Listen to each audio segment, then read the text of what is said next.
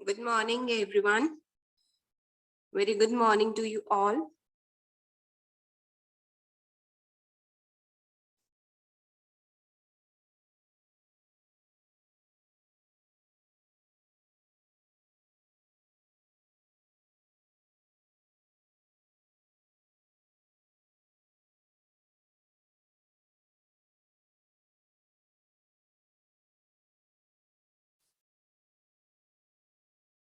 सबको good morning, सबको good morning. सबके रिप्लाईज देखिए मैंने। देखो, आज हम फ्रेश टॉपिक स्टार्ट करेंगे एरर एनालिसिस का। तो जो न्यू स्टूडेंट्स भी हैं उनको भी समझ आ जाएगा। तो क्लास में इसी माइंडसेट से बैठोगे कि आज हमें समझ आएगा। और आप लोगों ने कुछ मैक्सिमम बच्चों ने डीपीपीस के सॉल्यूशन सेंड किए थे, लेकिन कुछ बच्चे थे जिन्होंने नहीं किए। मैंने कुछ बच्चों को तो व्हाट्सएप पे मैसेजेस किए भी हैं कि जिनके नहीं आए, बाकी जिनकी नहीं आए वो भी समझ लेना कि मैंने बोला है आपको टाइमली करना है, डिले नहीं करना है। फिजिक्स साथ साथ पढ़नी है। मैंने आपको क्लास डे 1 पे भी बोला था कि फिजिक्स साथ साथ पढ़ो। अगर सिर्फ फिजिक्स नहीं, आप तीनों सब्जेक्ट्स साथ साथ चलाओगे। जो न्यू स्टूडेंट्स हैं वो भी दोबारा सुन लो, आप लोगों ने वो बात इंपॉर्टेंट थी मिस करी है कि तीनों सब्जेक्ट साथ साथ चलाओगे। ऐसा नहीं कि एक दिन फिजिक्स पढ़नी है फिर 2 दिन केमिस्ट्री पढ़नी है, नहीं, तीनों करोगे। प्रेशर के दिन हैं, नो डाउट, लेकिन थोड़ा सा टेंशन फ्री होके और अच्छे से करना है।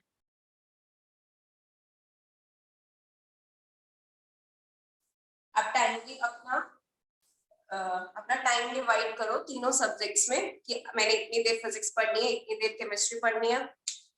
और टाइम मैनेजमेंट के साथ थोड़ा स्टडी आज तो बढ़ानी पड़ेंगे। 10th से 11th में आया, कंपटीशन की तैयारी कर रहे हो, प्रेशर है और नहीं भी ले रखा तो ले लो।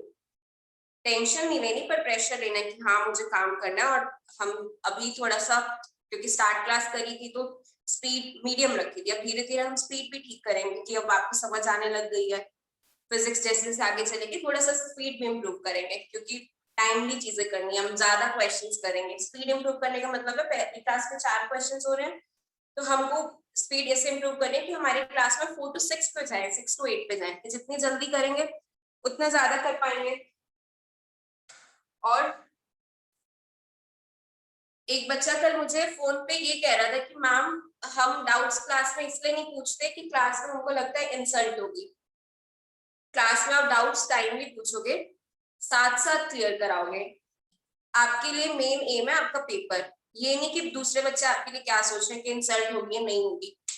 सबके लिए कह रही हूँ क्योंकि एक बच्चे ने तो खुल के मुझे बता दिया, आप लोग हो सकता है नहीं बता रहे होंगे, तो मैं तो आपसे साथ साथ पूछ रही हूँ। देखो कि डाउट है तो पूछ लो, क्लास में नहीं पूछ रहा एटलीस्ट कॉल करके पूछ लो। वो भी कुछ बच्चे हैं जो साथ साथ कर रहे हैं। तो ऐसा नहीं सोचना है कि हम क्लास में डाउट्स नहीं पूछेंगे। मैं आपसे, जब मैं खुद आपसे आके पूछती हूँ कि डाउट्स बताओ तो बताने हैं, और साथ साथ चीजें सही हो जाएंगी। अभी जैसे आपको कल सर ने भी मैसेज में बताया था, वॉइस मैसेज में, कि हो सकता है क्योंकि 9th-10th का बेस हर बच्चे का अपना अपना है। किसी का मैथ स्ट्रांग है, जिनका मैथ स्ट्रांग है उनकी फिजिक्स स्ट्रांग होनी नेचुरल, क्योंकि फिजिक्स के लिए मैथ्स चाहिए होता है। मैं ये नहीं कह रही मेडिकल वालों का हो नहीं सकता, मैंने ऐसे भी मेडिकल वाले बच्चे देखे हैं जिनका मैथ्स नॉन मेड वालों से भी बहुत बेटर है। तो ये होता है कि 9th-10th का बेस अच्छा है, पर नहीं भी है तो हम जब क्वेश्चंस करेंगे तो बस मेहनत से हो जाएगा। ऐसे लग जाओ तैयारी में। अब तो 10 डेज हो गए हैं ना आप लोगों को स्टार्ट करे हुए, तो 10 डेज ठीक थे सिस्टम को समझने के लिए कि हमको करना है ऐसे। अब आपको पता है डेली डीपीपीज मिलेंगी, डेली आपको मॉड्यूल भी साथ साथ करना है, डीपीपीज भी करनी है। हम लोगों का पता है आईआईटी में क्या होता था, हमारा आईआईटी दिल्ली में हर महीने पेपर होते थे। और कैसे होते थे, आपका 4 मंथ्स का सेमेस्टर होता है, तो फर्स्ट मंथ में माइनर 1, सेकेंड मंथ में माइनर 2 और थर्ड मंथ में मेजर्स। और पेपर एक दिन में 3 पेपर होते थे। हमारा सुबह 8 बजे पेपर है, फिर 12 बजे पेपर है, फिर शाम को 4 बजे पेपर है, अगले दिन फिर 8 बजे पेपर है। 2 दिन में आपके 4-5 पेपर, मतलब 5-6 पेपर जितने भी 2-3 दिन में पेपर निपट जाते थे। हमको तो रात में सोने को भी नहीं मिलता था। तो पर वो प्रेशर में मजा भी था। जब आपको ऐसी चीजों में जाना है ना, यहाँ से लर्निंग बहुत मिलती है। मतलब आप आगे के लिए बहुत प्रिपेयर्ड हो जाते हो। कुछ आईआईटीज में मतलब 2 बार होते हैं पेपर्स, कि एक सेमेस्टर में 2 बार। आईआईटी दिल्ली 3 बार लेता है। तो प्रेशर लेना है पर टेंशन नहीं लेनी है, दोनों चीजों में फर्क है।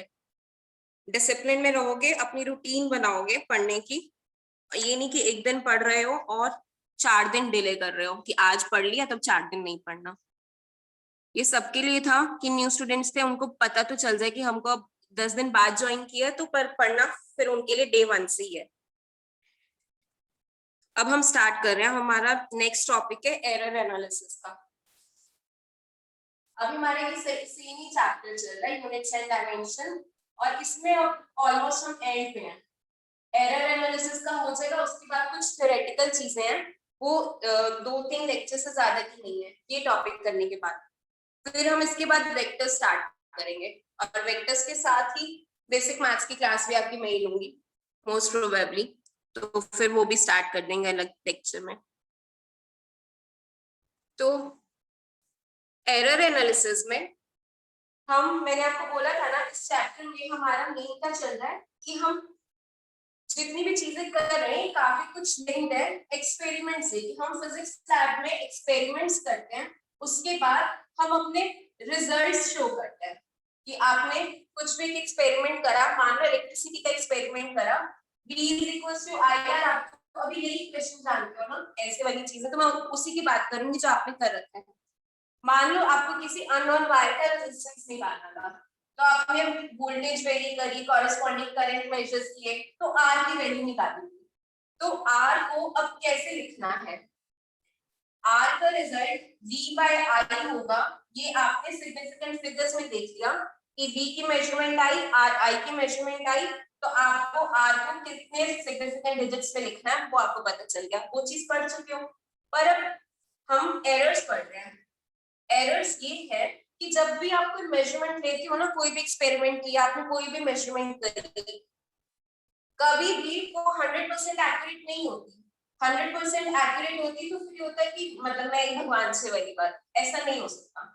आपकी एरर्स आने जरूरी ही है। क्यों आएंगे, अब मैं एरर्स की टाइप्स डिस्कस करूंगी तब आप मानोगे कि हाँ भी एरर तो आएगा।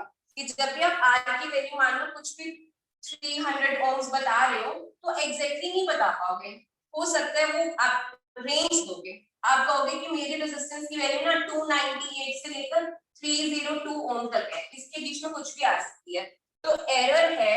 इसको हम ऐसे लिखेंगे, 300 से 2 कम भी जा रही है, 300 से 2 ज्यादा भी जा रही है, तो 300 ± 2 ओम है इसको ऐसे करके। तो ये होती है ट्रू वैल्यू और ये होती है एरर। थोड़ा सा बैकग्राउंड दिया है, ये चीज अब रिपीट भी करूंगी जब साथ साथ आएंगी क्वेश्चंस में भी और थ्योरी में भी। बस थोड़ा सा क्वालिटेटिवली बताया है करना क्यों है, ये लिखना भी नहीं था, साथ साथ आ जाएगा, मैं लिखवाऊंगी जब जहां पे लिखना होगा नोट्स में। एरर एनालिसिस में पहले तो हम ये कहते हैं कि there are 2 types of error. Error 2 type के होते हैं, एक होता है सिस्टमैटिक एरर, सिस्टमैटिक सिस्टम में ही है, सिस्टम की वजह से आ रहा है नाम से, और रैंडम एरर।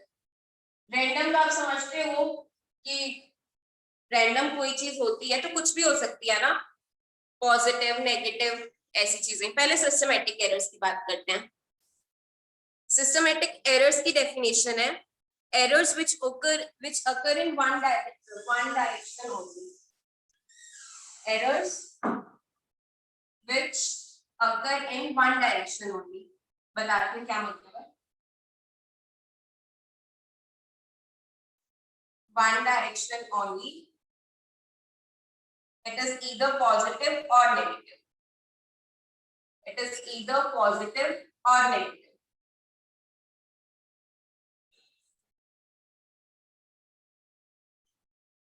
पहले इसके रीजन समझो कि सिस्टमैटिक एरर्स की क्लासिफिकेशन में कौन कौन से हमारे मतलब कॉजेज हैं जो सिस्टमैटिक एरर्स करते हैं। सिस्टमैटिक एरर सिस्टम की वजह से ना, सिस्टम की वजह से आ रहा है कि जैसे मान लो आपके इंस्ट्रूमेंट में ही कोई फ्लॉ है, तो हम इंस्ट्रूमेंटल एरर बोले। अभी मैं सिस्टमैटिक एरर ही कर रही हूँ, रैंडम एरर की बात नहीं करेंगे अभी।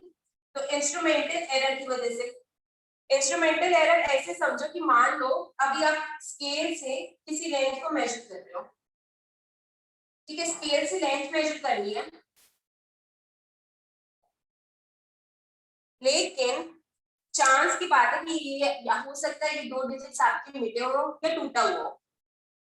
ऐसा होता है कि मान लो यहाँ से इरेज हो रखा हो या है ही नहीं, तो आपको ये डिजिट्स नहीं दिख रही, तो अब आप लेंथ मेजर करोगे तो आपको क्या हो सकता है यहाँ पे 0.2 से स्टार्ट हो रहा हो, तो यहाँ पे ऐसे रॉड रखोगे, अब रीडिंग तो आ जाएगी, मान लो यहाँ पे 2.5 वाली रीडिंग है, तो यहाँ पे रखा तो रीडिंग आई 2.5 ऐसे रखे, पर आपको पता है ना कि इतना तो मिस हो गया कि हो सकता है ये वाला मार्क जहाँ पे ये रखा हुआ ये 0.2, तो एक्चुअल रीडिंग क्या होनी चाहिए थी, 2.3 होनी चाहिए थी कि अगर आप पक्का 0 पे रखते तो, पर 0 वाला मार्क मिटा हुआ है, टूटा हुआ है, यही समझो कि वो वेयर ऑफ करते हैं ना कि चीज मिट जाती है, ऐसे होता है स्केल के आगे से मिट जाता है, तो अगर आप इधर रख के कर रहे हो जैसे, तो आपकी रीडिंग आएगी 2.5। अब आपके आगे मार्क्स थोड़ी ना थे, जब कहते हैं कि मैं थोड़ा सा इधर कर लेती, आपको आइडिया थोड़ी ना था कि यहाँ रखना था यहाँ रखना था, तो आप यहीं पे रखोगे, तो आपकी एक्चुअल रीडिंग 2.3 होती है अगर आप 0 पे रखते हो, पर अब आपने वहां पे रखा जहां पे मार्क था, तो वहां से आपकी रीडिंग 2.5 आ रही है, तो अब आप इसी स्केल से कितनी भी रीडिंग्स लेते जाओ, हो सकता है आपने एक और रीडिंग की किसी और रॉड की लेंथ थी, वो आई इससे मेजर करके 3, पर एक्चुअली वो क्या होती, वो होती 2.8, क्योंकि 0.2 आपका एक्स्ट्रा यहाँ से आ रहा है। एक रॉड की और लेंथ मेजर करी 10.2 सेंटीमीटर आई इससे मेजर करके, लेकिन ये तो स्टार्ट ही 0.2 से किया हुआ था, तो आप इसको कहोगे कि ये 10 होनी चाहिए थी रीडिंग, तो 0.2 का सब में एरर आ रहा है, मेजर्ड वैल्यू ट्रू वैल्यू के मेजर्ड वैल्यू ट्रू वैल्यू से 0.2 ज्यादा है, तो हम कहते हैं ये पॉजिटिव एरर है। पॉजिटिव सिस्टमैटिक एरर होता है, पॉजिटिव इंस्ट्रूमेंटल एरर मतलब जब आपकी मेजर्ड वैल्यू ट्रू वैल्यू से ज्यादा आती है, तो हम कहते हैं कि द एरर इज पॉजिटिव। जब मेजर्ड वैल्यू ट्रू वैल्यू से कम आएगी तो हम कहते हैं एरर नेगेटिव है। तो अब ये वाला जो एरर है, इस तरीके का एरर इंस्ट्रूमेंट की वजह से हुआ, ये कॉस्ट तो सब में एक जैसा आएगा, सब में ये इतना ही एरर देगा ना, तो इसीलिए हम कह रहे हैं कि दे अकर इन वन डायरेक्शन ओनली, इस सब में इसी डायरेक्शन में ही हो रहा है, प्लस 0.2 का ही हो रहा है हमेशा, और इतना ही हो रहा है। मैग्नीट्यूड भी वेरी नहीं कर रहा है, किसी में 0.2 का एरर आया तो अगली रॉड की लेंथ थी तो 0.5 का आ गया, नहीं, एक ही जैसा हो रहा है और एक ही डायरेक्शन में हो रहा है, तो या और पॉजिटिव होगा या नेगेटिव होगा। अब ऐसे भी समझो, जैसे इंस्ट्रूमेंट की वजह से और समझो, एग्जांपल लो कि आपने मान लो करंट की रीडिंग ले रहे हैं, और करंट मेजर किससे करते हैं, अमीटर से करते हैं ना, ammeter is a device to measure current in the circuit, तो इनके ऊपर जो मार्क्स होते हैं ना, अगर कभी अमीटर देखा हो, जैसे हमारा घर में वो लगे होते हैं ना स्टेबलाइजर वगैरह, तो उसमें ऐसे नंबर्स होते हैं, यहाँ पे एरो करके होता है, वो वोल्टेज वाला वोल्टेज दिखाता है कितनी है, ऐसे ही डिवाइस होते हैं अमीटर और वोल्टमीटर, रीडिंग उनकी ऐसी आती है जैसे आपका स्केल उसमें बना होता है, जैसे घर में स्टेबलाइजर्स वगैरह है, कहीं पे भी वोल्टेज की रीडिंग ऐसी हो, यहाँ पे मार्क्स बने होते हैं और ये आपको एरो रीडिंग दे रहा होता है।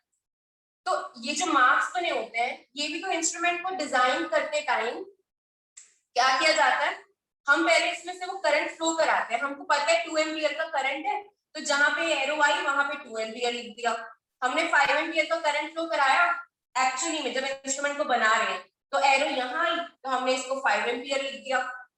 अब इसको बोलते हैं कैलिब्रेशन, इसको कैलिब्रेशन बोलते हैं कि जब आप इंस्ट्रूमेंट में ये मार्क्स डिजाइन कर रहे हो, पर गलती से 2 की जगह 1.5 लिखा गया, तो इस सारा एरर, अब जब भी 1.5 है बाकी आप इसमें ऐड करते ही जाते हो, तो 1.5 आ गया 2 की जगह, तो जितनी भी रीडिंग्स आएंगी उसमें 0.5 एम्पियर आपको कम दिख रहा होगा ना, क्योंकि करंट जब 2 एम्पियर होना चाहिए था, रीडिंग आपको 1.5 एम्पियर मिलती है, तो ये वाला जो आगे स्केल होता है ना, ये भी फिर इसमें ऐड करके बना देते हैं, तो 2.5 एम्पियर होगा तो आपको 2 एम्पियर देगा, तो सारी रीडिंग्स में आपको माइनस 0.5 एम्पियर का धोखा हो गया, देखो, क्योंकि 2 एम्पियर आता एक्चुअल करंट तो 1.5 की रीडिंग आ रही है, 2.5 एम्पियर होना था तो 2 की रीडिंग आ रही है, तो सब में 0.5 कम आ रहा है ना, measured value is 0.5 amperes less than the true value, जब मेजर्ड वैल्यू कम होगी हम कहेंगे नेगेटिव एरर है। तो ये एक कैटेगरी है कि सिस्टमैटिक एरर्स इंस्ट्रूमेंट्स की वजह से आ सकते हैं, तो इसके कॉजेज हैं कि इम्प्रॉपर डिजाइनिंग और कैलिब्रेशन, आप ये अगर समझ गए हो तो इसका एग्जांपल्स में लिख सकते हो। ये थ्योरेटिकल चीज है, ऐसा नहीं कि आपसे कुछ बहुत ज्यादा डिटेल इन क्वेश्चंस में बनेगी। क्वेश्चन जो करने हैं वो इसके बाद अभी हम स्टार्ट करेंगे। ये एक बस एक बैकग्राउंड है कि सिस्टमैटिक एरर्स कई बार डेफिनेशन अगर कोई बच्चा स्कूल से कर रहा है तो उसमें पूछ सकता है। इसके कॉजेस लिख सकते हो कि इंस्ट्रूमेंटल एरर, और सेकंड आता है जीरो एरर। जीरो एरर भी बताते हैं। जीरो एरर ना यही है, जैसे अभी मैंने आपको स्केल का बताया ना कि स्केल का जो जीरो है वो एक्चुअल जीरो से स्टार्ट नहीं हो रहा, वो 0.2 से हो रहा है। अब जीरो एरर स्केल में बताना तो बड़ा पैसे लगता है कि हाँ हमने 0 पे ना रखा, 0.2 पे रखा है, पर अभी तक आपने कहते हैं कि यही स्केल देखा है ना। आप वर्नियर कैलिपर देखोगे ना तो उसमें दो स्केल्स होते हैं, एक ऐसे स्ट्रेट स्केल होता है और एक सर्कुलर स्केल होता है। तो उसमें लीस्ट ये जो जीरो एरर है ना, जीरो एरर है कि जब कुछ भी लेंथ मेजर नहीं कर रहे, कुछ भी लेंथ मेजर नहीं करे तो आपकी रीडिंग ना जीरो होनी चाहिए। जब कुछ लेंथ है ही नहीं, बीच में कोई इंस्ट्रूमेंट लगाया ही नहीं, तो आपका स्केल जो ये वाला स्केल मेन स्केल और सर्कुलर स्केल जो बोलते हैं कि एक्चुअली में इधर जाता है तो फिर रीडिंग आती है। जब कुछ नहीं लगाया तो रीडिंग जीरो आनी चाहिए, पर जीरो नहीं आती, हर बार जीरो नहीं आती, कई बार 0.01 सेंटीमीटर, 0.05 सेंटीमीटर। ये जब जीरो शो करना होता है तो 0.05 दिखा रहा है। तो उसमें यही समझो कि स्केल में आपको नॉर्मल आपके मीटर स्केल में वो जीरो ना देके 0.2 से रीडिंग स्टार्ट कर रहा है। इसको बोलते हैं जीरो एरर। ये जब एक्चुअली में जीरो होना चाहिए था, that was not giving you zero reading, वो आपको कुछ तब भी रीडिंग दे रहा था। तो वो रीडिंग जब भी आप फिर मेजरमेंट लोगे 1 सेंटीमीटर आनी होगी, और अगर जीरो एरर 0.01 का है तो वर्नियर आपको 1.01 शो करेगा। तो सारी रीडिंग्स में 0.01 ऐड करता हुआ दिखाएगा। कुछ समझ आ रही है? कुछ चीज ठीक लग रही है या बिल्कुल ही बोरिंग लग रहा है? साक्षी ठीक है, मनन ठीक है। हाँ बस एक बार थ्योरी है वो सुन लो। चिराग क्या कह रहे बच्चा? एक बारी और समझा दो। उदय क्या समझाऊं बच्चा? मनन को तो इंटरेस्टिंग लग रहा है। इंटरेस्टिंग है भी। अभी तो ये भी है ना कि आप लोग कभी देखा ही नहीं है ये इंस्ट्रूमेंट्स। जीरो एरर ऑलवेज आएगी। ईशा देखो हमारे स्केल्स तो ठीक ही होते हैं, ऑल्दो मैं स्केल का एग्जांपल दे रही हूँ, पर जो वर्नियर कैलिपर और स्क्रू गेज है ना, 90% जब भी हमने लैब में उठाया उनमें जीरो एरर होता था, क्योंकि उनमें ना दो स्केल्स को कोइंसाइड कराना होता था कि उसकी जीरो और उसकी जीरो एकदम बराबर में मैच कर जाए, वो हो नहीं पाती थी कभी भी। चिराग मैं फिर ना जीरो एरर थोड़ा सा एक बार रिपीट कर देती हूँ, लेकिन जब मैं आपको वर्नियर और स्क्रू गेज कराऊंगी ना ऑफलाइन क्लास में, तो इन अच्छे इंस्ट्रूमेंट्स हैं ये। इनकी मतलब रीडिंग लेने का तरीका भी लगता है, कितना छोटा सा इंस्ट्रूमेंट है और इतने मतलब प्रिसाइजनेस से मेजर कर रहा है। तो उसमें मैं आपको ये बता रही हूँ, उसमें ना दो स्केल्स होते हैं कि एक ऐसे स्ट्रेट स्केल होता है और एक सर्कुलर स्केल होता है कि सर्कुलर को आप रोटेट करते हो, उसके ऊपर भी ना नंबर लिखे होते हैं। जैसे कुछ मानो रिंग है, जैसे ये ऐसे कि ये ब्लैक वाला है ना, मैं इसको रोटेट करा पाऊं, ऐसे गोल गोल घुमा पाऊं, घूम भी सकता है ऐसे, तो इसके ऊपर भी ना स्केल लगे होते हैं। जीरो एरर का हम ऐसे देखते हैं कि इसका जीरो और मेन स्केल का जीरो कोइंसाइड कर जाए। वो करता नहीं था क्योंकि उसकी भी लाइंस बनी हुई है, उसकी भी लाइंस बनी हुई है, हो सकता था कभी इसकी ये वाली लाइन इसके साथ आती थी, करानी इसको होती थी कि ये सर्कुलर स्केल के मार्क्स, ये मेन स्केल के मार्क्स।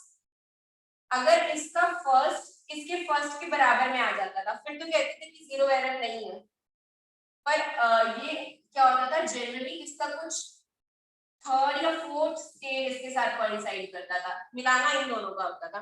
और अभी ये बात नहीं समझ आएगी, देखा नहीं है ना स्केल, तो बस मैं ये कह रही हूँ कि उसमें जब जीरो होना चाहिए था, रीडिंग जीरो आनी चाहिए थी ना, कि कुछ मेजर ही नहीं कर रहे, कुछ लेंथ लगाई ही नहीं है, तो रीडिंग जीरो आए तो जीरो नहीं आती थी, कुछ ना कुछ रीडिंग आ रही होती थी। अभी इतना ले लो, ठीक है।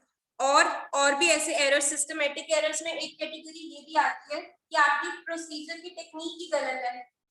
ये तो इंस्ट्रूमेंट्स की वजह से हो गया कि सिस्टमैटिक एरर्स में एक कैटेगरी आ गई कि आपने आपके इंस्ट्रूमेंट में कोई ना कोई डिफेक्ट है, कि कई बार उसकी कैलिब्रेशन गलत है या फिर उसमें जीरो एरर आ रहा है, ठीक है। और आता है कि आपके प्रोसीजर में मतलब flaw in experimental technique, flaw in technique क्या है प्रोसीजर में, कि आप थोड़े से केयरलेस हो एक्सपेरिमेंट करने में। आपको पता है कि जैसे केमिस्ट्री में क्या होता है, केमिस्ट्री में अगर आप एक्सपेरिमेंट्स करो तो मोस्ट ऑफ द टाइम ना आपको ऐसे बीकर में रीडिंग लेनी होती है ना कि 20 ml ये वाला सॉल्यूशन ले लो और 80 ml ये ले लो। तो ये प्रोसीजर में ये एक्सपेरिमेंटल टेक्निक है या स्किल है, इसका रीजन भी है क्यों आपको अपनी आई लेवल ना इसकी लोअर मेनिस्कस पे लगानी होती है, लोअर मेनिस्कस की रीडिंग लेनी होती है। पर आप हर बार ऐसी कर रहे हो, आप लोअर मेनिस्कस की ले ही नहीं रहे, अपर मेनिस्कस की ले रहे हो, तो इतना एरर आपकी हर रीडिंग में आ जाएगा। एक्सपेरिमेंटल टेक्निक ये है कि नीचे वाले पोर्शन को देखना होता है, लोअर मेनिस्कस बोलते हैं इसको। केमिस्ट्री में जब कुछ ना कहीं आएगा तो हम भी जब भी टेक्निक हो कि जब भी आपको बीकर में लेवल देखना है तो जो लोअर मेनिस्कस मतलब ये नीचे वाले की रीडिंग देखनी है, पर आप हर बार ऐसे कर रहे हो ऊपर वाले की दिए जा रहे हो तो इतना एरर हर बार आएगा जितना भी सॉल्यूशन में हाइट का आएगा। तो ये भी सिस्टमैटिक एरर में आ गया कि ये भी अब एक ही डायरेक्शन में जाएगा। अगर आप ऊपर वाले लिए जा रहे हो तो आपकी मेजर्ड वैल्यू ज्यादा आ रही है ट्रू वैल्यू से, ये भी सिस्टमैटिक एरर हो गया। तो हम ये कहते हैं कि सिस्टमैटिक एरर्स को तो हम मिनिमाइज कर सकते हैं। आप इंस्ट्रूमेंट अच्छा लो, ज्यादा प्रिसाइजनेस वाला लो, थोड़ा केयरफुली एक्सपेरिमेंट करो, प्रॉपर टेक्निक्स फॉलो करो। हम टाइम पीरियड वाला एक्सपेरिमेंट करते हैं ना, तो जिसमें आपको बोलते हैं कि सिंपल पेंडुलम का हमारे पास दिस इसका फॉर्मूला होता है टाइम पीरियड का 2 पाई रूट L/G। इसमें मैं थोड़ा फास्ट इसलिए भी बता रही हूँ, जो लिखना था मैंने बोर्ड पे काफी देर तक छोड़ दिया था, डेफिनेशन ही लिखनी थी। ये आपको सिर्फ बेस दे रही हूँ कि मैम ये कुछ ना कुछ क्यों दिखाता है, फिर तो ये गलत है, जीरो क्यों नहीं दिखाता। बेटा गलत नहीं होता, जब आपको पता है ना कि इतनी रीडिंग का फ्लॉ है। अगर आपको मैंने ये बोल दिया जैसे आपके स्केल में है, आपको पता है कि आपका स्केल 0 से नहीं ये मिटा हुआ था और 0.2 से सारी रीडिंग्स लिए जा रहा है, तो आप ना पहले जीरो एरर नोट करते हो, इंस्ट्रूमेंट को नहीं फेंक देते। इंस्ट्रूमेंट को नहीं फेंक देते भाई सारे ही खराब है, मैं तो बोल रही हूँ 90% जितने हम लैब्स में उठाते हैं सब में जीरो एरर आता है, तो आप नोट कर लेते हो कि जीरो एरर है 0.2। तो फिर आप अपनी उसको लास्ट में जब मैंने आपको स्टार्टिंग में बताया ना कि आपको एरर रिपोर्ट करना होता है, तो ये आप अपनी कॉपी में लिखते हो अपनी। आप अगर 12th में फिजिक्स की जब आप लैब की कॉपी बनाओगे, फाइल बनाओगे, उसमें भी ऐसे करोगे कि ये मेरा जीरो एरर आया था, तो ये हमेशा लिख लोगे। और फिर जब आप फाइनल रिजल्ट डालोगे तो उसमें प्लस माइनस 0.2 आएगा ही आएगा कि आपकी इंस्ट्रूमेंट का एरर था, तो आपकी रीडिंग 0.2 ज्यादा होनी चाहिए। एरर नोट कर लेते हैं ना हम कितना था, जब दिख जाता है आपको स्केल में दिख गया ना इतना है, ऐसे वर्नियर कैलिपर और स्क्रू गेज में भी पता चल जाता है कि इनिशियल रीडिंग जो आ रही है वो आपका एरर है, तो आपकी जो एक्चुअल रीडिंग आनी चाहिए वो उसमें प्लस या माइनस होगी। कि अगर ये जीरो एरर, देखो हर बार जीरो एरर पॉजिटिव होना जरूरी नहीं है, इसमें दिख रहा है पॉजिटिव है कि मेजर वैल्यू ज्यादा आएगी, अब स्केल में दिख ही जाता है, पर वर्नियर और स्क्रू गेज में नेगेटिव भी आ सकता है, जरूरी नहीं हमेशा 0.001 पॉजिटिव है, माइनस में भी आ सकता है। तो जीरो एरर पॉजिटिव और नेगेटिव दोनों हो सकते हैं। अब नेगेटिव कैसे होंगे, नेगेटिव वर्नियर कैलिपर में कैसे आएगा, तो वो वर्नियर कैलिपर में जब करेंगे बता दूंगी, अभी बस जीरो एरर का मतलब पता होना चाहिए, ठीक है। और टाइम पीरियड वाली चीज में मैं आपको ये बता रही हूँ कि जैसे इसमें भी एक प्रोसीजर में हमको फाइंड करना होता है जी की वैल्यू बताओ, तो जी होगा 4 पाई स्क्वायर L/T²।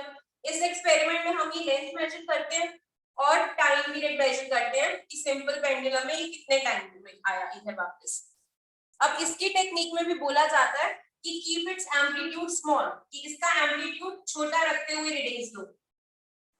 इसके भी रीजंस है क्यों एम्पलीट्यूड छोटा रखो, क्योंकि ना अगर एम्पलीट्यूड ज्यादा होगा ना, अभी मेरी इन्हीं वर्ड्स को लो क्योंकि अब ऑसिलेशंस में पढ़ेंगे, एम्पलीट्यूड ज्यादा होगा इसका, एम्पलीट्यूड ज्यादा है तो मतलब इसकी ना स्पीड भी ज्यादा है कि यहाँ पे जा रहा है यहाँ तक जाएगा, तो एम्पलीट्यूड होता है कितना इधर जा रहा है। अगर एम्पलीट्यूड मतलब एक ये इतना सही चला इधर इधर और एक ऐसे है कि कितना ज्यादा इधर इधर जा रहा है, तो ये चीज कितनी ज्यादा है, ये इसका एम्पलीट्यूड ज्यादा है इसका छोटा है, कि अपनी इस मेन पोजीशन से थोड़ा सा इधर जा रहा है। तो एक्सपेरिमेंटल टेक्निक कहती है कि आप ऐसे काम करो, ऐसे मत करो। इसलिए ना करो क्योंकि जब एम्पलीट्यूड ज्यादा होगा ना, एम्पलीट्यूड ज्यादा होगा तो उसकी वेलोसिटी ज्यादा होगी इस मास की जो घूम रहा है, इसकी स्पीड ज्यादा होगी तो इसके ऊपर ना एयर का रेजिस्टेंस ज्यादा लगेगा, एयर का रेजिस्टेंस ज्यादा लगेगा। एयर रेजिस्टेंस समझ लो आप, हवा फ्रिक्शन देती है मोशन को, तो ऐसे केस में मोशन को फ्रिक्शन ज्यादा मिलेगा। पर हमने जब ये टाइम पीरियड डिराइव करते हैं ना, हम एयर रेजिस्टेंस को जीरो मानते हैं कि एयर रेजिस्टेंस को नेग्लेक्ट कर देते हैं। तो अगर आप ऐसे एक्सपेरिमेंट करो इतना बड़ा उसको घुमा घुमा के, आपके रिजल्ट पक्का खराब आने वाले हैं, एरर बहुत ज्यादा आने वाला है। रिजल्ट तो आएंगे पर एरर बहुत ज्यादा आएगा। क्यों? क्योंकि ये फॉर्मूला है कि एयर रेजिस्टेंस को नेग्लेक्ट कर दो। यहाँ ऑल्दो आपने एयर रेजिस्टेंस को यहाँ पे दिया है कि पर चलो एम्पलीट्यूड कम है तो स्पीड कम होगी, एयर का रेजिस्टेंस कम होगा, जीरो ना से कम तो होगा, तो रीडिंग्स थोड़ी अच्छी आएंगी, एरर कम आएगा, इसमें एरर ज्यादा आएगा। अब कुछ भी कर लो, एयर को हटा तो सकते ही, एयर तो रहेगी रहेगी। वैक्यूम में एक्सपेरिमेंट करना है तो क्लास में 40 बच्चे होते हैं, 40 कंटेनर्स लाओ वैक्यूम क्रिएट करने वाले, फिर आपको भी दिखता रहे कि पेंडुलम वैसे चल रहा है, तो ये कि एरर कम हो गया, इधर एरर बहुत ज्यादा। अब एयर जब जब प्रेजेंट है तो देखो एयर का रेजिस्टेंस तो हटा नहीं सकते, ये फॉर्मूला यूज भी कर रहे हो तो मतलब कुछ ना कुछ तो एरर है, अप्रोक्सीमेट रिजल्ट्स आएंगे से इन एक्सपेरिमेंट से। तो ये चीजें आती हैं सिस्टमैटिक एरर में, इसमें आपकी एक्सपेरिमेंटल टेक्निक गलत है कि अगर आप बड़ा एम्पलीट्यूड कर रहे हो तो ध्यान से करो, आपको ध्यान रखना चाहिए कि छोटा एम्पलीट्यूड। अब आते हैं रैंडम एरर्स पे। इनके ऊपर कोई क्वेश्चन नहीं है, डेफिनेशन नहीं है, ऐसा नहीं कि आपसे इनका कुछ डिटेल पूछ लेगा, बस एरर्स में जा रहे हैं, एरर्स स्टार्ट कर रहे हैं, एरर्स का इंट्रोडक्शन है। अब रैंडम एरर्स क्या होते हैं? रैंडम एरर्स नाम से ही देखो, रैंडम है मतलब कितना भी और किसी भी डायरेक्शन में। सिस्टमैटिक एरर्स एक ही डायरेक्शन में हो रहा है, अगर किसी इंस्ट्रूमेंट में हमारे किसी एक्सपेरिमेंट में हो रहा है तो या तो पॉजिटिव आ रहा है या नेगेटिव आ रहा है। रैंडम एरर्स ये they will occur in any direction, they can be positive and negative। एक ही एक्सपेरिमेंट में हो सकता है पहली रीडिंग ली तो पॉजिटिव एरर आया, दूसरी रीडिंग ली तो नेगेटिव आया, और their value can be, their magnitude can be large or small। Random error है ना, तो ये जितना एरर हो रहा है, मान लो अभी एक बार टाइम पीरियड मेजर करा 0.2 का रैंडम एरर आया, दूसरी बार मेजर करा 2 का भी आ सकता है, 0.2 सेकंड का भी आ सकता है, 2 सेकंड का भी आ सकता है। कि the magnitude or the size of error they can also vary randomly, मतलब magnitude can vary randomly, can vary randomly, कभी बड़ा हो जाएगा, कभी छोटा हो जाएगा, कभी प्लस की रीडिंग देगा, कभी माइनस की रीडिंग देगा। अब रैंडम एरर के कॉजेस भी फिर रैंडम ही होने चाहिए ना, कि अचानक से कुछ हो गया, जैसे मान लो आप ये इलेक्ट्रिसिटी का एक्सपेरिमेंट कर रहे हो, ठीक है, तो आप पीछे से पावर सप्लाई ले रहे हो जो आपकी घरों मतलब कि सर्किट में आ रही है, आपने स्विच ऑन किया, वहां से 220 वोल्ट की सप्लाई आती है, आपको पता है, पर वो हमेशा 220 वोल्ट नहीं होती, पहले तो वो एसी होता है। 220 वोल्ट हम एक बात कह रहे थे कि एक ही है, नहीं, ये रेंज करती है, ये 220 से ज्यादा भी जाती है और 220 से कम भी जाती है, ऐसे एसी ऐसे आता है हमारे घर में।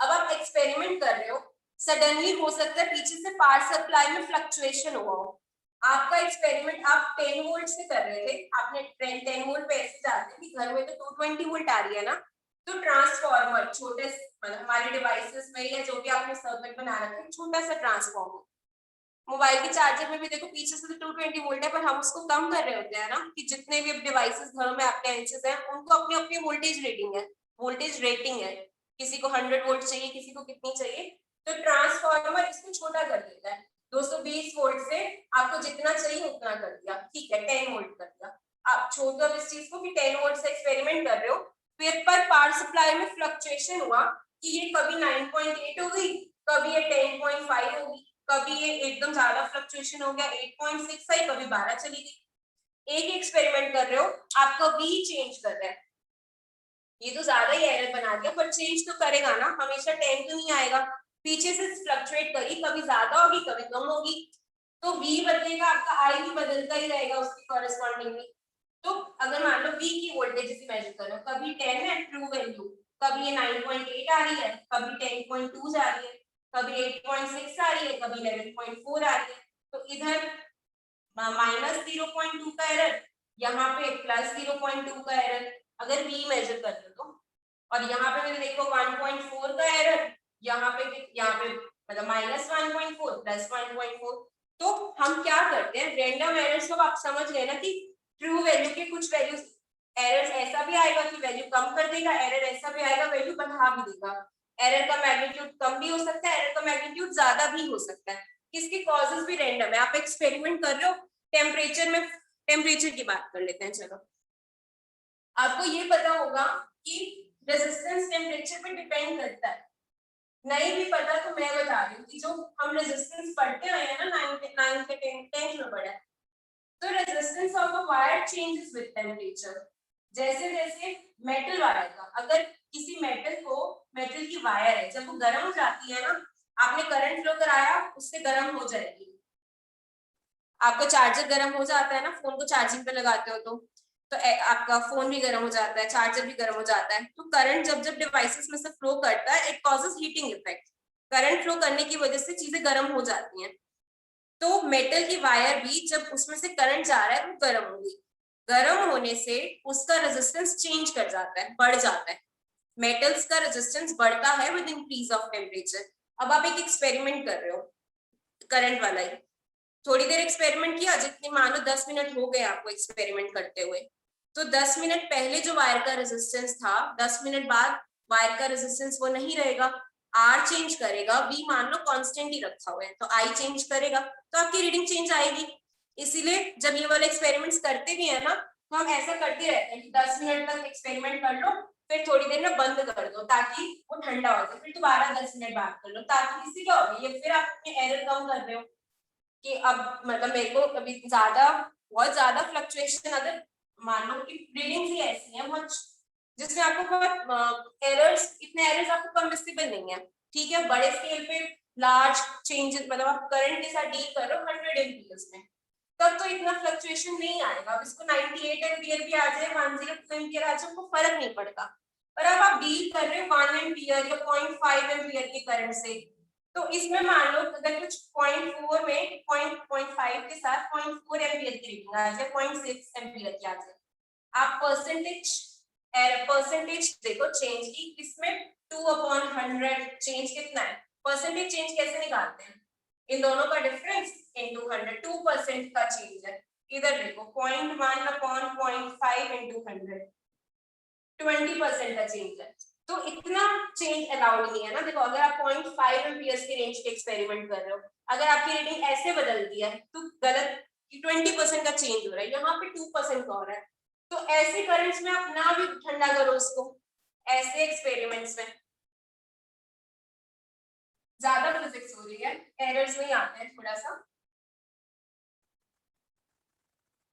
तो मैं ये कह रही थी कि रैंडम चेंजेस की वजह से भी जो चीजें आपके हाथ में नहीं है, अब आप ना तो इसमें कोई इंस्ट्रूमेंट पे डिपेंड कर रहा है कि उसमें 0 एरर है या वो सही से कैलिब्रेटेड नहीं है, रैंडम कॉजेस की वजह से, कि आप एक्सपेरिमेंट कर रहे हो, हवा चल पड़ी, यही टाइम पीरियड वाले मान लो, अगर पहले एयर स्टिल दिया, अचानक से हवा चली, इसको और आगे कर देगी, तो आपके हाथ में नहीं है ना, कभी रुक गई, कैसे भी चली, फास्ट होगी स्लो हो गई, एयर की स्पीड वेरी करी, तो इसमें इफेक्ट करेगी, थोड़ा करेगी पर करेगी तो सही। तो ये सारे रीजंस आ जाते हैं रैंडम एरर्स में, ये सारी चीजें रैंडम एरर्स में आती है, आपके हाथ में नहीं है, ना आपकी गलती है ना इंस्ट्रूमेंट की गलती है, एटमॉस्फेरिक कंडीशंस चेंज करिए तो आप उसको ज्यादा इफेक्ट नहीं कर सकते, ठीक है। अब हम ये कहते हैं, मैं एक बार चैट देख लूं, ये चैट पुरानी है, अभी कुछ नया तो किसी ने नहीं लिखा। अब ये देखते हैं, देखो रैंडम एरर्स को, यहां तक जितनी बातें चली हैं इट्स ओके, अब एरर्स का बैकग्राउंड ही था। अब हम ये कहते हैं सिस्टमैटिक एरर्स को आप कैसे कम करोगे, सिस्टमैटिक एरर्स को आप ऐसे कम करोगे कि आप अच्छा इंस्ट्रूमेंट यूज करो, थोड़ा सीरियसली एक्सपेरिमेंट करो, ठीक है, अब रैंडम एरर्स को कैसे मिनिमाइज करें? रैंडम एरर्स आपको पता है कि ट्रू वैल्यू के कभी कम वैल्यू देगा, कभी से कम भी दे देगा और कभी से ज्यादा भी दे देगा। तो हम बहुत सारी ना ऑब्जर्वेशंस ले लेते हैं, हम बहुत अपनी नंबर ऑफ ऑब्जर्वेशंस बढ़ा देते हैं। मतलब हम सेम एक्सपेरिमेंट को, जैसे अगर ये रेजिस्टेंस और ये वोल्टेज वाला एक्सपेरिमेंट है, एमीटर लगा हुआ है यहाँ पे, तो इसको बार बार इसकी 100 रीडिंग्स ले लो, इसकी 50 बार रीडिंग्स ले लो। 50 बार रीडिंग लेने का मतलब एक बार वी लगाया, आई मेजर करा, आर आ गया, फिर से वी, फिर से आई, फिर से आर। तो ये फर्स्ट रीडिंग आई कि एक बार वी और आई इतना था, रेजिस्टेंस इतना आया। फिर वी और आई आपने चेंज करके देखा, रेजिस्टेंस इतना आया। तो बहुत सारी ऑब्जर्वेशंस बढ़ा दो आप अपनी, कि मैं तो 100 बार रीडिंग ली है, तो 100 बार रीडिंग ली होगी तो हो सकता है तो उससे क्या होगा, 50 बार कोई ऑब्जर्वेशन इधर लाई करेगी, 50 बार 50 ऑब्जर्वेशन इधर आएंगी। तो उनका अगर मान लो 50 ऑब्जर्वेशन -2 का एरर दे दी, या ये 50 +2 का एरर दे दी, तो इसके बाद आपका ओवरऑल एरर कम हो जाएगा ना। कैसे? कि कुछ वैल्यूज हैं, कुछ रीडिंग्स हैं जो ट्रू वैल्यू से कम आ रही है और कुछ रीडिंग्स हैं जो ट्रू वैल्यू से ज्यादा आ रही है। तो इसके बाद हम करते हैं उनका अरिथमेटिक मीन ले लेते हैं। अरिथमेटिक मीन ले लेते हैं। मान लो कोई ऑब्जर्वेशन है जिसमें आपकी रीडिंग, आपका आंसर आता है 5, ट्रू वैल्यू है 5। फिर आपने इसके 5 रीडिंग्स दी है, एक नहीं दी 5 रीडिंग्स दी है, और उन 5 रीडिंग्स में कोई रीडिंग आई है 4.5, एक रीडिंग आई है 5.5, एक रीडिंग आ गई 6, एक आ गई 4, 5.2, 4. अच्छा 3 5 हुई। तो अब इनका मीन कैसे लेते हैं? मीन लेते हैं sum of all observations divided by number of observations. ये मीन होता है ना, नंबर ऑफ ऑब्जर्वेशंस। मीन ऐसे कैलकुलेट करते हैं। तो इनको ऐड कर लो, देखो 6 और 4 10 और ये भी 10 और ये 15.2 सॉरी 25.2 बना। तो अब आपका मीन क्या हो जाएगा? 25.2 divided by 5, number of observations 5 थी, 5.04। देखो आपका नंबर ऑफ ऑब्जर्वेशंस बढ़ाने से जो इसको फिर हम ये कहते हैं, ये हमारी मीन वैल्यू, इसको हम फाइनल आंसर में लिखेंगे कि बड़ी सारी ऑब्जर्वेशंस ले लो, फिर उसका मीन ले लो और ये कहो ये मेरा आंसर है। इससे देखो आपकी इंडिविजुअल रीडिंग का तो कितना ज्यादा फर्क आ रहा था ट्रू वैल्यू से। यहाँ पे 0.5 का फर्क था, यहाँ पे भी 0.5 का, लेकिन यहाँ पे -0.5 का या +0.5 का। तो इसने इसका इफेक्ट कैंसिल कर दिया। रैंडम एरर्स करती ही यही है कि कभी इस वैल्यू को कम लाएंगी, कभी इस वैल्यू को ज्यादा लाएंगी। यहाँ पे 1 यूनिट का फर्क आ गया, यहाँ पे भी 1 का, बस यहाँ पे +1 का, यहाँ -1 का, यहाँ पे 0.2 का आया। तो कोई बात नहीं, हम सारी ऑब्जर्वेशंस को ऐड किए, मीन लाए। अब जो हमारी मीन वैल्यू है, मीन वैल्यू का देखो एक्चुअल वैल्यू से कितना कम वैल्यू, मतलब एक्यूरेसी बढ़ गई ना। एरर कितना आया? 0.04 का एरर हो गया, और इंडिविजुअल रीडिंग से देखो एरर कितने ज्यादा है। अभी तक अगर मैंने कुछ पढ़ाया भी है तो उसमें लिखने का भी कम था, नोट्स कम थे। पर अगर अभी कुछ भी डाउट है या कुछ भी ऐसा लग रहा है नहीं समझ आ रहा, तो एक बार मुझे बताओ। मैम गिवन होगी ट्रू वैल्यू क्वेश्चंस में। क्वेश्चंस अब स्टार्ट कर रही हूँ बच्चा। Ma'am do we have to read the NCERT for this chapter? पढ़ सकते हो रिपू, पढ़ सकते हो, फिर मुझसे डाउट्स भी लेने अपन। साक्षी मैं इसके नोट्स आपको दे दूंगी। वैसे ये इतनी बड़ी बात नहीं है मैम, सिस्टमेटिक में मैग्नीट्यूड एंड डायरेक्शन सेम कैसे रहता है वो भी तो चेंज हो सकता है। बिल्कुल हो सकता है, ये मैंने आपको कहा है कि जीरो एरर जो थी वो कभी किसी इंस्ट्रूमेंट में पॉजिटिव भी आ सकती है और किसी इंस्ट्रूमेंट में वो जीरो एरर नेगेटिव भी हो सकती है। आपको मैंने स्केल की रीडिंग मिटा के दिखाई तो वो हमको आपको पॉजिटिव ही लग रही है हर बार।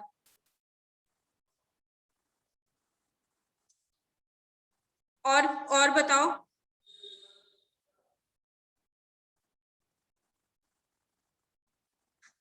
एक एक्सपेरिमेंट में एक ही जैसा होगा। अगर जीरो एरर एक बार पॉजिटिव आया तो वो हर रीडिंग में ही पॉजिटिव होगा।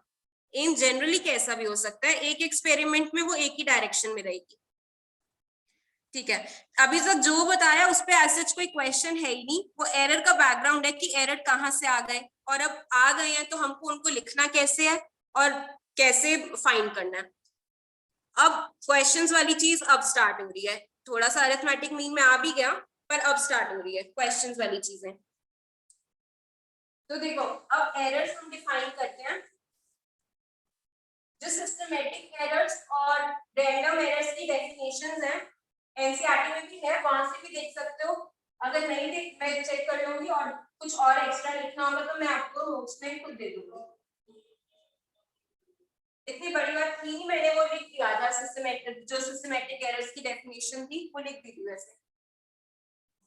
अब देखो एब्सोल्यूट एरर।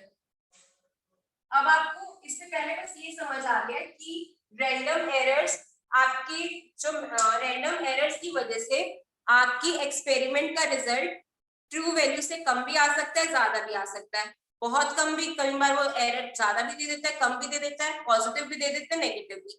तो उसको मिनिमाइज करने का तरीका ये है कि आप बहुत सारी ऑब्जर्वेशंस लो, बहुत सारी ऑब्जर्वेशंस के बाद उनका मीन निकाल लो।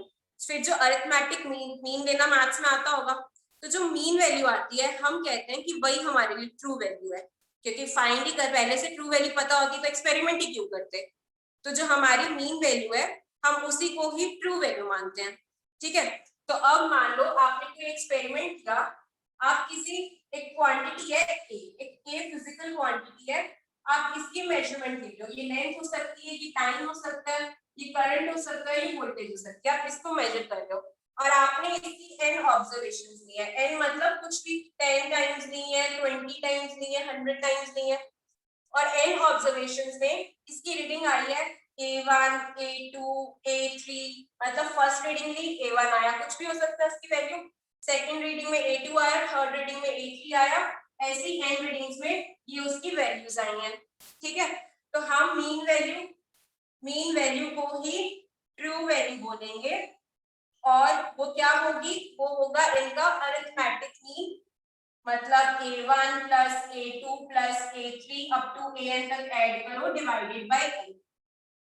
ये आगे इसकी मीन वैल्यू, और इसको A मीन से लिख दिया, मीन इसके सबस्क्रिप्ट में लिखा हुआ है कि ये हमारी मीन वैल्यू है, वो इसी को ही ट्रू वैल्यू बोलेंगे। इस चीज को लिखने का एक सिंबल है, ऐसे करके समेशन बोलते हैं इसको, I is equals to 1 से n, AI 1 by n। वैसे मैथ्स में सीखते हो, ऐसे का मतलब है, इसको बोलते हैं समेशन, कि आप सम कर रहे हो, ये नोटेशन है। अब तब फिर मुझे कहो कि मैम ये आपकी फिजिक्स समझ नहीं आई कि आपने फिजिक्स में ये कैसे बता दिया, ये एक नोटेशन है, मैथ्स में भी सीखते हो, पर इसमें बता रही हूँ कि इसका मतलब है, इस सिंबल का मतलब है समेशन, कि आपको सम करना है I1 to n, मतलब ऐसे a के पैर में 1 लिखा है ना सबस्क्रिप्ट में, तो पहले I को 1 डालो, बाहर ये जो बाहर है वो तो बाहर ही रहेगा, सम करना है मतलब ऐड करना है, I को 1 डालो, फिर I goes from 1 to n, फिर I को 1 से इंक्रीज करो 2 प्लस A2, फिर I n तक जा रहा है ना, तो plus A3 up to AN।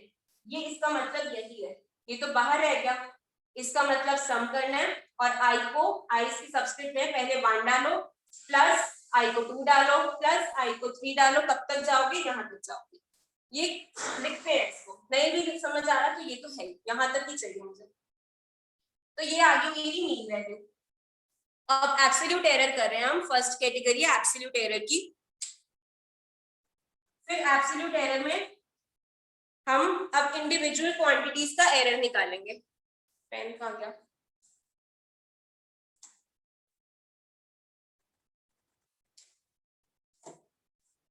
n observations के बाद हम करेंगे एब्सोल्यूट एरर ऐसा है।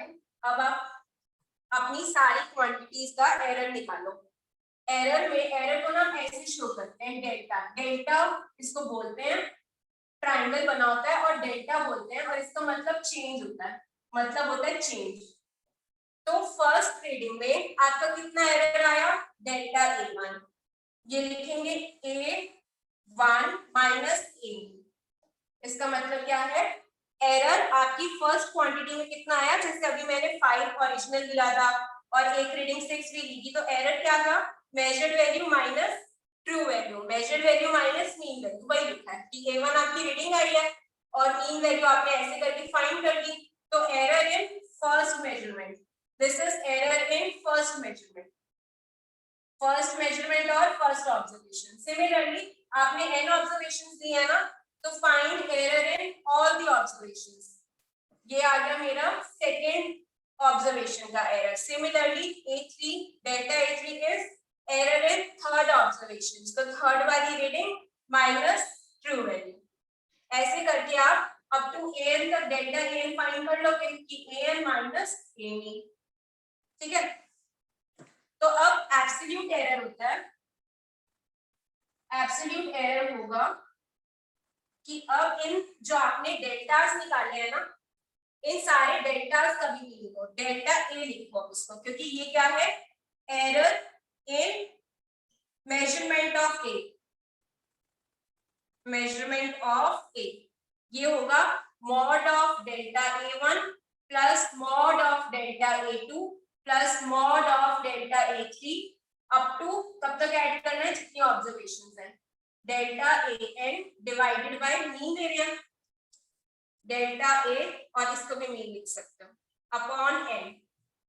तो आपने मॉड का मतलब क्या होता है कि इन क्वांटिटीज को पॉजिटिव लेना है, कि 6 में से 5 माइनस कर रहे हैं, 5 में से 6 माइनस करें, मतलब एक आपकी रीडिंग ये थी ना 5 और एक रीडिंग 6 आई थी, 4 आई थी, तो इन दोनों का माइनस करोगे तो +1 आता है, इन दोनों को माइनस करोगे तो -1 आएगा, क्योंकि measured value minus true value. तो आपको पर एरर पॉजिटिवली ऐड करनी है, मॉड के अंदर जो भी क्वांटिटी लिख देते हो +3 +4 -6 सारी पॉजिटिवली बाहर आती है। तो ये आ गया आपका mean absolute error in the measurement of a. तो आपके पास एरर आ गया। अब आप अपना फाइनल रिजल्ट कैसे लिखोगे, आपने ए जो भी करंट मेजर किया है, जैसे भी मेजरमेंट लिए, किसकी भी लिया, तो आप इसको ऐसे रिपोर्ट करोगे कि मेरा ए जो है वो ए mean plus minus delta A, delta A mean लगा लो, डेल्टा ए तो ये होता है absolute error, delta A is absolute error, कि आपकी ए की मेजरमेंट में delta A mean absolute error इसको बोलते हैं, this is the mean absolute error.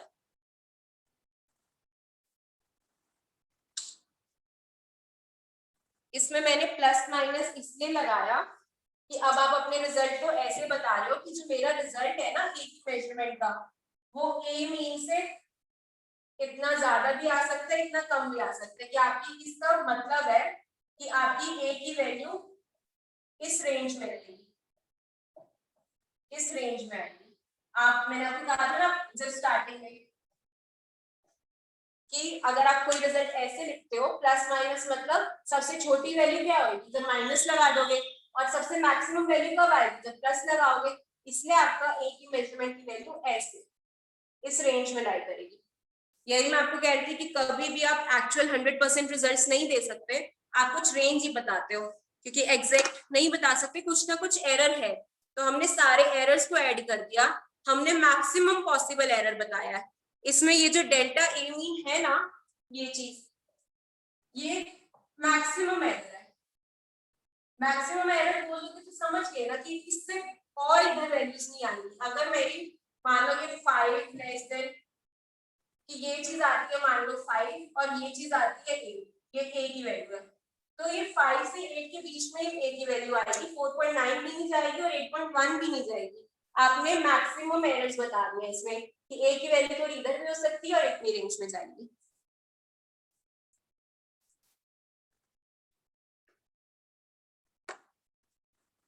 Minimum error तो बच्चा, अब मिनिमम एरर से क्या समझते हो, पहले तो ये बताओ। एरर तो मिनिमम एरर तो मतलब है कि हो सकता है एरर हुआ ही ना हो, आपने ए मीन निकाला है तो मिनिमम एरर अपने आप 0 भी आ गया। अरे मिनिमम मुझे भी पता है छोटा होता है, आप अगर जैसे ट्रू वैल्यू मैंने आपको ए की वैल्यूज निकाली थी, उसमें मीन आया था ना 5.04, अगर आपका मीन 5.0 ही आ जाता तो ये बिल्कुल ट्रू वैल्यू थी, तो इसमें एरर 0 ही था, तो वो अपने आप ये वैल्यू भी तो ले गया, -a से +a तक जा रहा है। मान लो डेल्टा a 2 आया है, पॉजिटिव डेल्टा ए 2 है तो आगे प्लस माइनस लिखा हुआ है ना, तो -2 से +2 तक का एरर है, तो इसमें 0 आ तो गया, ये -2 भी लिया, -1.5 भी लिया, -1 भी लिया, 0 भी लिया, 1 भी लिया, 2 तक गया, तो सारे इसने कवर कर लिए ना, तो इसमें 0 अपने आप बीच में आ जाएगा कि 0 एरर भी हो सकता था कि आपकी रीडिंग ए मीन वाली भी आ सकती है, वही ट्रू वैल्यू भी हो सकती है, हमको पता नहीं है ना एग्जैक्टली। अब अपने डाउट्स दो सारे, फिर अभी इसके बाद क्वेश्चंस करेंगे तो क्लियर हो जाएगा। कल की क्लास बहुत इंटरेस्टिंग होगी, आज की क्लास थोड़ा ये थ्योरेटिकल ज्यादा थी, कल की क्लास ज्यादा इंटरेस्टिंग होगी, कल इसके क्वेश्चंस करेंगे और वो क्वेश्चंस बहुत इंपॉर्टेंट है। एरर का टॉपिक नेक्स्ट चैप्टर्स में भी जाता है और ऐसे जाता है कि जिनको ये टॉपिक आता है उनका तो क्वेश्चन इजीली हो जाता है, जिनको नहीं आता तो फिर वो लंबे लंबे सॉल्यूशंस करते हैं। मैं आपको बताऊंगी कौन सा क्वेश्चन काम आता है। मनन को तो मजा आया आज की क्लास में, मुझे लग रहा है। मैम -2 से 2 के बीच में कोई भी ट्रू वैल्यू हो सकती है। बच्चा अभी जो मैंने वो डेल्टा ए लिखा है, वो मुझसे एक बच्चे ने पूछा था कि 0 की जो मिनिमम एरर है, मिनिमम एरर कितना होगा, तो मैंने उसको ये बताया कि जब एरर में ये लिख रही हूँ ना कि डेल्टा ए 2 आया है, तो मिनिमम एरर आपका -2 से 2 में तक एरर जा रहा है, तो 0 भी आ ही जाएगा। अभी क्वेश्चंस करते हैं एक, फिर आपको समझ आ जाएगा, थोड़ा मतलब और बेटर लगेगा। नहीं, एब्सोल्यूट एरर रैंडम दो टाइप के ही थे, सिस्टमैटिक और रैंडम एरर। एरर दो टाइप के थे, सिस्टमैटिक और रैंडम एरर्स। उसके बाद मैंने ये बोला था ना कि कैसे लिखते हैं, वो एब्सोल्यूट एरर को कैसे आप रिप्रेजेंट कर रहे हो, वो तरीके हैं। एब्सोल्यूट एरर की टर्म्स में रिप्रेजेंट कर सकते हो, रिलेटिव एरर और फ्रैक्शनल एरर की टर्म्स में भी कर सकते हो। क्वेश्चन कराने दो, वरना फिर टाइम हो जाएगा, क्वेश्चन रह जाएगा, फिर क्लास थोड़ी अधूरी सी रहेगी बिना क्वेश्चन के। तो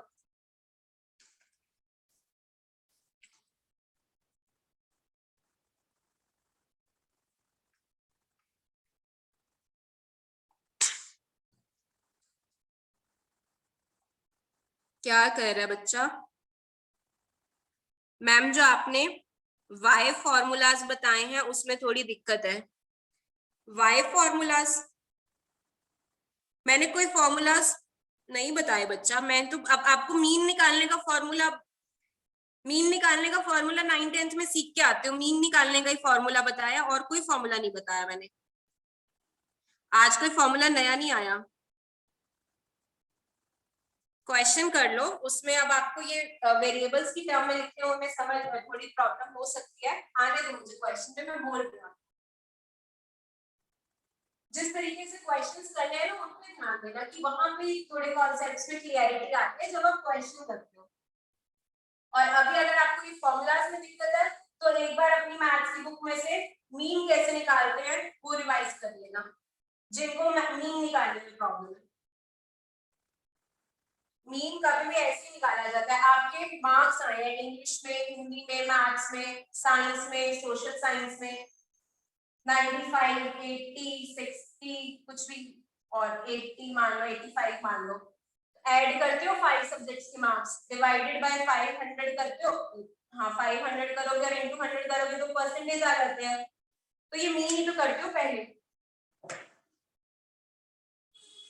कि मीन 100 जो आपकी परसेंटेज है, एक टाइप का मीन ही तो है। मैं क्वेश्चन जो आपको बता रही हूँ,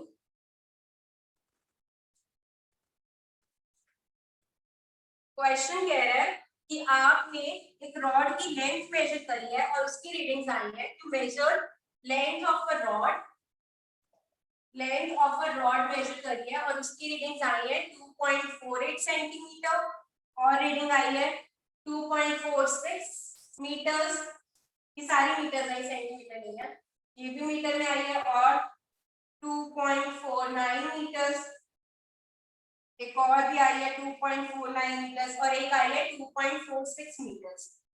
2.48, 2.46, 2.49, 2.49 और 2.46। क्वेश्चन कह रहा है find average length and absolute error in each observation, and absolute error in each observation और उसके बाद परसेंटेज एरर निकालना है, वो मैं बाद में बताऊंगी। पहले आप मुझे एवरेज लेंथ बताओ, फिर मीन एब्सोल्यूट एरर बता देना। ये एब्सोल्यूट एरर इन ईच ऑब्जर्वेशन, फिर मीन एब्सोल्यूट एरर।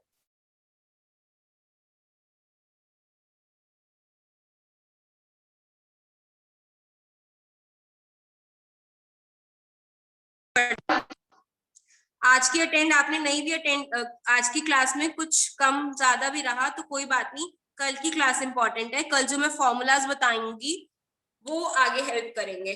आज की क्लास से एक बैकग्राउंड था कि अच्छा एरर होते हैं, नहीं भी पता होता तो एरर का मतलब तो पता ही है ना। अब जो कराती जा रही हूँ वो करना है, और कल की क्लास ज्यादा इंपॉर्टेंट है आज की क्लास से ज्यादा, पहले ही बता दिया। तो इसमें देखो, एवरेज लेंथ मतलब मीन लेंथ, एवरेज लेंथ या आपसे ट्रू वैल्यू ऑफ लेंथ या मीन लेंथ पूछ रहा है, तो मीन लेंथ या एवरेज लेंथ क्या करोगे, इन सारों को ऐड करोगे।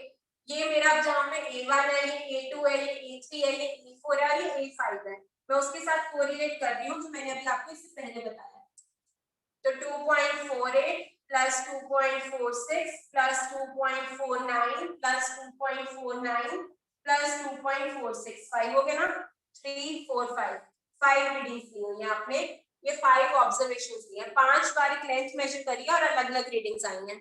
आपने 5 टाइम्स एक लेंथ मेजर करी और अलग अलग रीडिंग्स आई हैं, तो आप मीन लेंथ क्या करोगे, सारी ऑब्जर्वेशंस को ऐड किया divided by number of observations, 5 readings थी, तो इसको ऐड करके आपका आता है 12.38 और फिर डिवाइडेड बाय 5, ये आता है 2.476। ठीक है। अब यहाँ पे मैं नए बच्चों से भी अब नए बच्चों को मैंने बोला था सिग्निफिकेंट फिगर्स का टॉपिक पढ़ लेना। अभी 2.476 आ गया ना, तो 2.476 कैसे आया, ये लेंथ ऐड करी है सिग्निफिकेंट फिगर्स, डेसिमल के बाद 2 डिजिट्स हैं, तो आपको आंसर 2 डिजिट्स में रखना है। आप इस लेंथ को कैसे बताओगे, आप इस लेंथ को 2.48 बताओगे, 476 नहीं लिखोगे। तो सिग्निफिकेंट फिगर्स ऐसे काम आया कि हमने सिग्निफिकेंट फिगर्स का मतलब ही समझा था ना, कि हमारे पास जो सर्टेन डिजिट्स हैं, आपकी लेंथ ये 2 डिजिट्स तक की है, ये अनसर्टेन होता है लास्ट वाला, ये पक्के हैं। देखो हर बार 2.4 तो आ ही है, 5 भी आ जाता है क्योंकि 4 9 की रीडिंग है तो 5 भी आ जाता है, पर ये 2 और एक अनसर्टेन, आपके पास 3 ही सिग्निफिकेंट डिजिट्स हैं, डेसिमल के बाद 2 ही रख सकते हो, तो इसलिए राउंड ऑफ कर दोगे। 2.48 आ गई आपकी मीन लेंथ। अब आप एब्सोल्यूट एरर्स निकालोगे कि delta A1, delta A2, delta A3, delta A4 और डेल्टा A5, ये आएगा। आप पहले इनके मोड भी लगा सकते हो, बाद में भी लगा सकते हो, मर्जी है, पहले ही लगा लो क्योंकि इनको बाद में ऐसे ही तो ऐड करना है। एब्सोल्यूट बोल रहा है ना तो मोड लगा लो। डेल्टा A1 मतलब ये 2 measured value 2.48 minus mean value, mean value भी 2.48 है, तो ये आ गया 0, इसमें 0 मैंने, इसमें 2.46 माइनस 2.48, बाहर मॉड लगा हुआ है 0.02, पॉजिटिवली लिखना है। 2.49 माइनस 2.48, मॉड लगा हुआ है 0.01, फिर फोर्थ रीडिंग 2.49, फिर से मीन वैल्यू को माइनस कर दो 0.01, फिर से 2.46 माइनस 2.48, ये आ गया 0.02। ये तो आपके मीन एब्सोल्यूट एरर आ गए इन ईच ऑब्जर्वेशन। अब मीन एब्सोल्यूट एरर लिखोगे, मीन एब्सोल्यूट एरर आएगा sum of all these errors divided by number of observations. अब एरर्स का भी मीन निकाल लो, तो डेल्टा ए आ जाएगा delta A1 mod plus mod delta A2 plus up to mod delta A5 divided by number of observations, तो ये आएगा 0 plus 0.02 plus 0.01 plus 0.01 plus 0.02 divided by 5। इसका आंसर आएगा आपके पास 0.06 डिवाइडेड बाय 5, 0.012। तो आप इसको भी एक डिजिट तक रख सकते हो क्योंकि आपका ये भी डेसिमल के बाद 2 डिजिट्स तक की है। तो 0.01 लिख सकते हो। तो आप a को कैसे रिपोर्ट करोगे देखो, तो अब x को लेंथ को लिखने का कैसे लिखा जाएगा, लेंथ लिखी जाएगी। आंसर कैसे दोगे कि हमारी जो लेंथ है that is 2.48 mean value plus minus 7। तो इसका मतलब है लेंथ अगर मीटर्स में थी तो बाहर मीटर लगाओ, क्योंकि एरर भी मीटर्स में ही आ रहा है। एब्सोल्यूट एरर की यूनिट्स है मीटर्स वाली जो ओरिजिनल इसकी है। तो इसका मतलब है आपकी लेंथ 2.47 से 2.49 के बीच में कोई भी वैल्यू ले सकती है।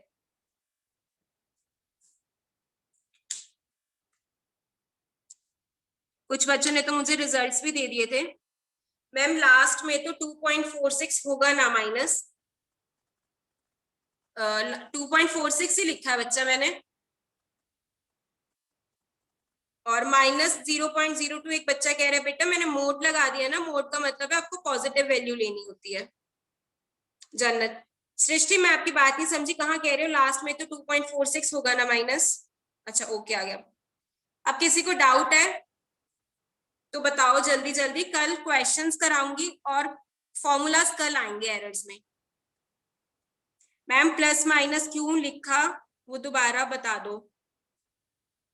धृति सिस्टमैटिक एरर्स होते हैं एक डायरेक्शन में, रेंडम एरर्स किसी भी डायरेक्शन में हो सकते हैं। और ये तरीका मैंने बोला तो सही कि नंबर ऑफ ऑब्जर्वेशन ज्यादा लेने से रेंडम एरर्स कम हो जाते हैं, तो ये रेंडम एरर्स हैं, तो ये प्लस माइनस दोनों साइन के साथ आएंगे। धृति एक एक अब सारा लेक्चर मतलब कंसंट्रेशन मेंटेन करके रखो बच्चा। सिस्टमेटिक एरर्स हैं एक आधी डायरेक्ट एक फिक्स डायरेक्शन में, रैंडम एरर्स पॉजिटिव भी जा सकते हैं नेगेटिव भी, और हम ज्यादा नंबर ऑफ ऑब्जर्वेशंस लेके रैंडम एरर्स को मिनिमाइज कर रहे हैं, क्योंकि रैंडम एरर्स ये है कि कभी पॉजिटिव है कभी नेगेटिव है। तो हम ज्यादा ऑब्जर्वेशंस लेंगे तो जितनी ऑब्जर्वेशंस प्रोबेबिलिटी बढ़ जाती है कि जितनी observations to the left of true value होंगी उतनी observations to the right of true value होंगी। तो जब आप उनका मीन लोगे तो आपके पास उनका इफेक्ट कैंसिल हो जाएगा कि एक आपको +3 का एरर दे रहा है, एक आपको -3 का एरर दे रहा है। व्हेन यू ऐड देम +3 और -3 का एरर मतलब 0 एरर। किसको आज की क्लास में सारा अच्छे से समझ आया है? आना एक बार चैट बॉक्स में। किसको सारा आ गया अपने अपने व्यूज देके जाओ, मुझे आइडिया रहेगा कि किस बच्चे को कहाँ हेल्प करनी है। और न्यू स्टूडेंट्स भी बताओ, आदित्य, तनिष, एक निखिल बच्चा आज दिख रहा है। जो न्यू स्टूडेंट्स हैं अपने नंबर्स मतलब आपका जो व्हाट्सएप नंबर है मुझे मैसेज कर देना विद योर नेम और बैच नेम लिखते हुए, मैं नंबर सेव करूंगी अपनी क्लास के बच्चों के। हरसिमरन का हो गया, गुड। अदिति, उदय क्लियर, जगजीत क्लियर, ठीक है। ओवरव्यू था बच्चा, हाँ कशिश को भी आ गया, गुड। कशिश का मैसेज कम आता है और आज मैसेज आया तो मुझे अच्छा लगा। कल की क्लास बहुत इंपॉर्टेंट है, मैं बार बार कह रही हूँ। ठीक है मनन, कोई बात नहीं, इतना भी सफिशिएंट है। कल क्वेश्चंस करेंगे। दक्ष शर्मा न्यू स्टूडेंट है बच्चा, मैसेज कर देना व्हाट्सएप, ठीक है। कल की क्लास और बेटर लगेगी, कल और अच्छा होगा उदय, हाँ कल और अच्छा होगा कल, क्योंकि एरर्स के क्वेश्चंस तो कल ही स्टार्ट होंगे। आज तो एरर्स का बैकग्राउंड था, कल बेटर रहेगा। चलो ठीक है, सी यू टुमारो, बाय बाय।